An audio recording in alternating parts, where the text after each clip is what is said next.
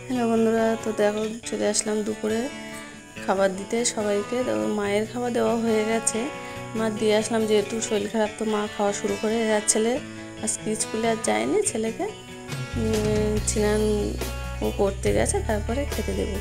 তো এই দেখো ভাত বাড়ছে আমার জন্য আর ছেলের জন্য। তো দেখো আজকে কী কী রান্না করেছে, এই যে চাল কুমড়োর শুক্তো বড়ি দিয়ে, এই যে বুটের ডাল আর শাকের ডাঁটা চচ্চড়ি, কুমড়ো দিয়ে কাঁঠালের দানা দিয়ে চচ্চড়ি।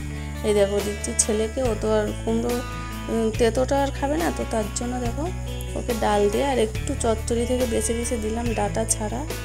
তো দিয়ে একটু লেবু দিয়ে ওকে মেখে দেবো ভাতটা, দিলে ও বসে বসে বেশ ফোন দেখে আর ভাতটা খেয়ে নেয়। এখন আর খাইয়ে দিতে হয় না।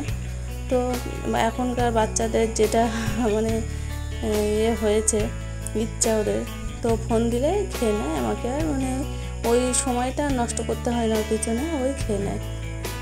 তো যাই হোক মেখে গুছিয়ে দেবো, এই হচ্ছে কথা। ও গেছে ছিনানে, তো আর মেয়ে গেছে স্কুলে, মেয়ের আসতে অন্তত ওই 2টা-2:30 তো বাজবেই, 3টে।